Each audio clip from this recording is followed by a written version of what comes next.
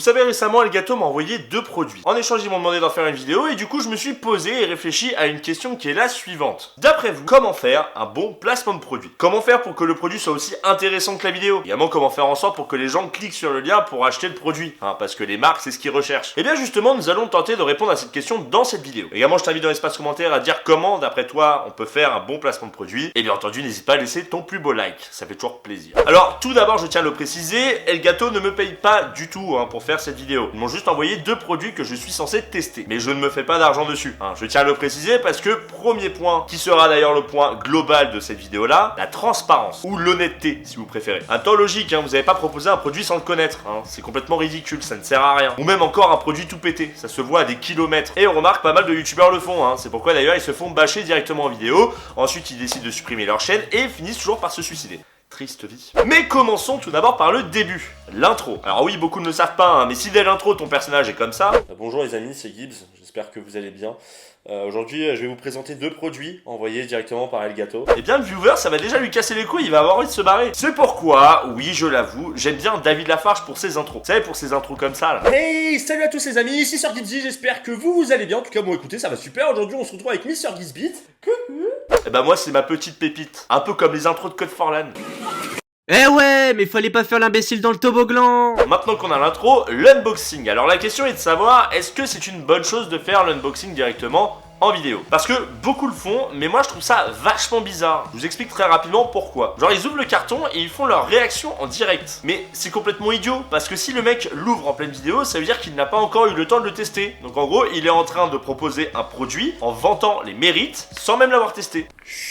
Ça, les viewers, ils s'en battent les couilles. Ouais, remarque, c'est vrai. Ouais, passons. Maintenant qu'on a nos produits, bien présentés, attention, eh ben il est temps de parler du produit. Il faut que la description soit claire, que les viewers puissent comprendre de quoi il s'agit. Le nom, à quoi ça sert, mais surtout, et je dis bien surtout, le prix. N'oublions pas qu'il faut être un maximum transparent. Alors je sais qu'en soi, le prix, c'est pas spécialement méga important de le mettre. Parce que de toute façon, si les gens sont intéressés, ils vont cliquer sur le lien et ils vont voir le prix. Mais je trouve ça bien de dire le prix parce que ça va te permettre de faire un rapport qualité-prix. Et ça, c'est un point qui est primordial dans une vidéo présentation. Parce que imaginons si le viewer trouve que ton produit est très intéressant mais qu'il imagine qu'il est à 50 € et quand il clique sur le lien il se rend compte qu'il est à 150 balles, il va y avoir une petite frustration. Et ça c'est pas bon. Certains vont même se sentir trahis.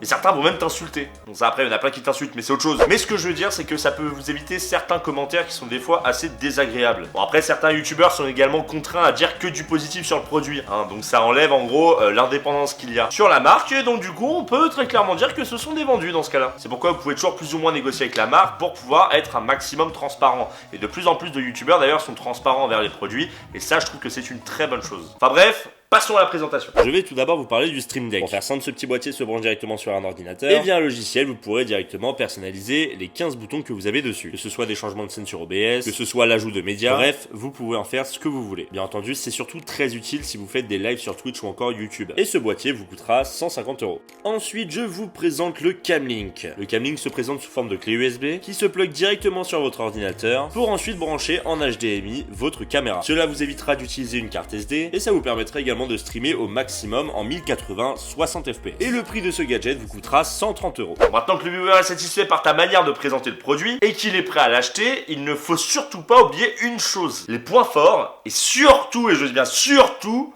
les points faibles. Enfin, les points faibles après les points forts, parce que sinon le viewer ne va retenir que ça. Je tiens à m'excuser concernant le son. Vous avez pu voir, je n'ai plus du tout de mousse sur le mur. Donc du coup, en fait, j'essaie de faire comme je peux, mais je suis obligé de tenir directement le micro à la main. Bref. Donc concernant les 2 produits, tout d'abord, je vais présenter le Stream Deck. Je l'ai utilisé pendant un peu plus de 2 semaines. Et après, je vous présenterai directement le Camlink, que j'ai d'ailleurs beaucoup moins utilisé. Mais bon, tout d'abord, concernant les points positifs du Stream Deck. Bon, déjà, on va pas se le cacher, c'est incroyablement petit. Ça fait du coup, sur votre bureau, ça prend pas énormément de place. Ça c'est un petit plus. Également à côté vous pouvez directement télécharger un logiciel afin d'utiliser votre Stream Deck. Et le logiciel est vraiment ludique. En gros vous savez exactement quoi faire et où le faire. Tout vous est indiqué. Si vous êtes je sais pas sur Twitch, YouTube, OBS ou autre, et bien vous avez absolument tout de classé. Ça fait du coup en fait quand vous ouvrez le logiciel vous le comprenez très facilement. En deuxième point, ça c'est plus concernant les streams. Vous avez pu voir d'ailleurs ceux qui suivent mes lives qu'ils sont de plus en plus fluides. Et ça c'est entièrement grâce au Stream Deck. Simplement parce que moi j'ai 2 écrans. J'ai mon PC et à côté de ça j'ai mis un écran secondaire, celui-ci. Le problème c'est qu'avant si je voulais mettre une musique, bien, il fallait directement que j'aille sur le 2e écran, que je clique sur la musique pour qu'elle se lance. Or là vous avez tout directement dessus, c'est-à-dire en gros imaginons je veux mettre du Evanescence pour le côté un petit peu dramatique. Ou encore, je sais pas, vous voulez lancer un Didier?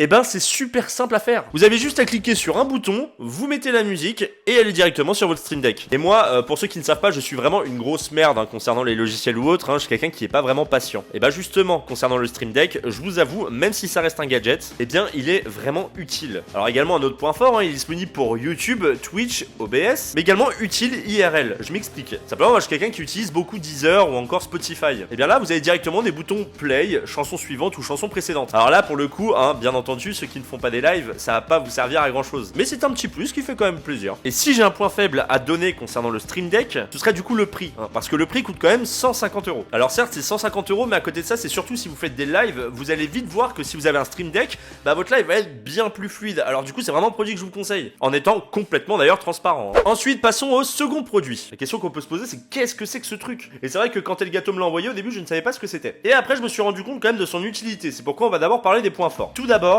vous n'avez pas besoin de carte SD avec votre appareil photo. Ce qui est une excellente chose, surtout si vous voulez record à peu près 1 ou même 2 heures. Vous avez la flemme également d'aller directement appuyer sur le bouton pour remettre play au bout des 20-25 minutes. Là en fait c'est continu. En second point, ça permet d'avoir un retour pour gérer le focus.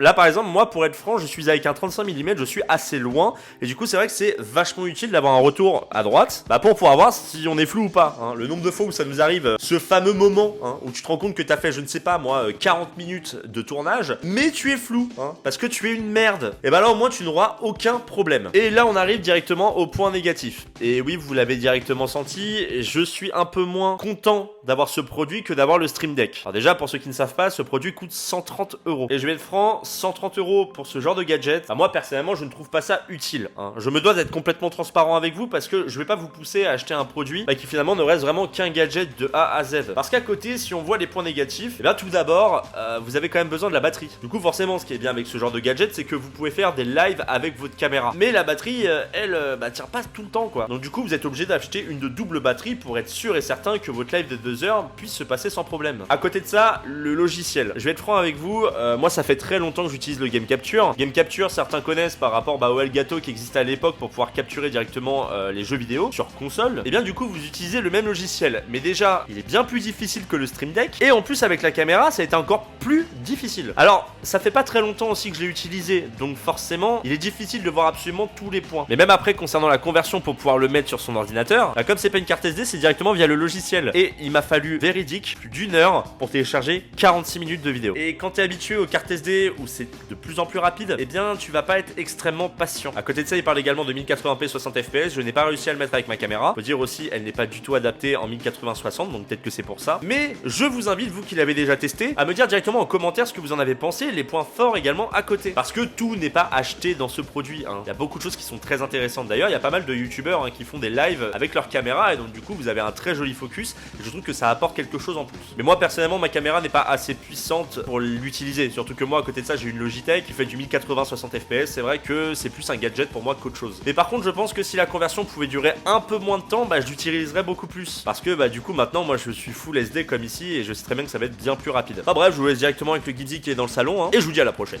Ciao. Bref, en tout cas, j'espère que cette petite vidéo vous aura plu. N'hésitez pas à me dire dans l'espace commentaire ce que vous en pensez, savoir si ce style de vidéo vous plaît. Je suis désolé concernant la qualité audio ou même visuelle, étant donné que j'ai plus ma pièce spécialement pour travailler. Vous l'avez vu dans cette vidéo justement. Maintenant, elle résonne énormément, donc je ne peux plus bosser dedans. Mais je tiens à vous remercier quand même sincèrement du soutien. Et ne vous en faites pas, quand j'aurai mon nouvel appartement, je pourrai faire davantage de vidéos. Également, merci à Elgato pour avoir envoyé directement ces produits. Ils me sont d'ailleurs d'une grande utilité, en tout cas le Stream Deck, mais d'une grande utilité. Et bref, je vous retrouve très vite pour une prochaine vidéo. Portez-vous bien, une très bonne journée ou une très bonne soirée, et à la prochaine.